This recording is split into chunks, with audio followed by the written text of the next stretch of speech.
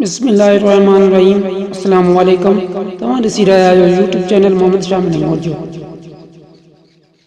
वॾनि जी नसीहत। शेर मोहम्मद ज़हनी छोकिरो हो पर हू महिनत न कंदो हो। हिन जी माउ हिकु कंपनी में मुलाज़िमत कंदी हुई, जंहिंजे करे हूअ घर खे थोरो वक़्तु ॾींदी हुई। शेर मोहम्मद जी वॾी भेण मैट्रिक में पढ़ंदी हुई।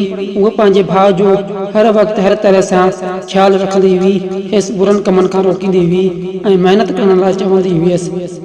पर शेर मोहम्मद खे उन जी नसीहत सुठी न लॻंदी हुई। हू उन जूं ॻाल्हियूं हिकु कन मां ॿुधी ॿिए कन मां कढी छॾींदो हो।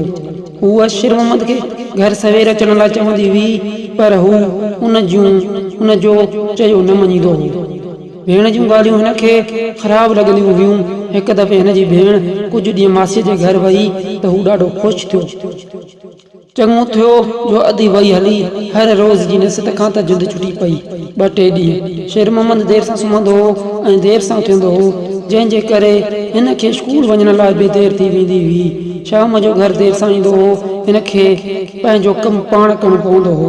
2-3 ॾींहंनि में हिन खे अहसासु थियो त उन जी भेण जेका हिन खे नसीहत कंदी हुई सा बिल्कुलु सही हुई ऐं उन जी नसीहत में हिन जी पंहिंजी भलाई हुई। हिकु ॾींहुं हू पंहिंजो दोस्त रफ़ीक सां गॾु अची रहियो हो त हिन ॾिठो त हिन जे क्लास में गॾु पढ़ंदड़ तनवीर वॾनि छोकिरनि सां सिगरेट पी रहियो आहे। उहो ॾिसी हिन खे तमामु घणी हैरत थी।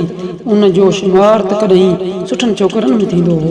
हिन पंहिंजे दोस्त रफ़ीक खां पुछियो हिन जे बारे में त हीअ छा आहे। उन ते रफ़ीक हिन खे जवाबु ॾिनो त जंहिंखे सुठे इख़लाक़ ऐं सुठे रस्ते ते हलाइण लाइ कोई न हूंदो आहे त उन जो अहिड़ो ई हाल हूंदो आहे।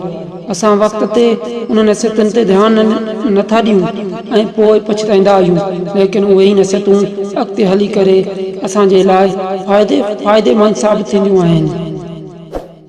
शेर मोहम्मद खे उहो सभु कुझु ॾिसी ॾाढो ॾुख ऐं शर्म थियो। उन सोचियो त हिन दुनिया में बुरनि कमनि ते हलाइण वारा घणा आहिनि, लेकिन सिधी राह ते हलाइण वारा थोरा आहिनि। जे मुंहिंजी भेण मुंहिंजो ख़्यालु न रखे हा ऐं सुठनि कमनि जी नसीहत न करे हा त पक मुंहिंजो हाल बि हिननि जहिड़ो ई हुजे हा। जॾहिं शेर मोहम्मद जी भेण घर वापसि आई त हिन ॾिठो त हिन में सुठी तब्दीली आई हुई। उहा तमामु घणी ख़ुशि थी ऐं हैरत में थियसि त छो हेठि मुंहुं कयो वेठो आहे। जॾहिं हिन खां पुछा कयईं त छा ॻाल्हि आहे अदा, तंहिं ते हिन चयो त अदी मूंखे माफ़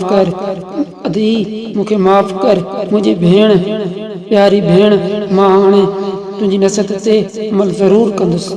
उन ॾींहं खां वठी हिन भेण सां वाइदो कयो त हाणे सुठनि रस्तनि ते हलंदुसि ऐं नसीहत ते अमल कंदुसि। प्यारा साथियो, असांखे बि घुर्जे त पंहिंजे वॾनि जी नसीहत ते अमल करियूं ऐं उन खे बुरो न मञूं, छो त असांजी उन में ई भलाई आहे।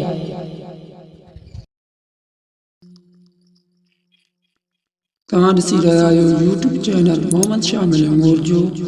इनखे सब्सक्राइब करियो ऐं बेल जे आइकन खे ज़रूरु दॿायो त जीअं मुंहिंजी हर वीडियो जी नोटिफिकेशन तव्हांखे टाइम ते मिली सघे।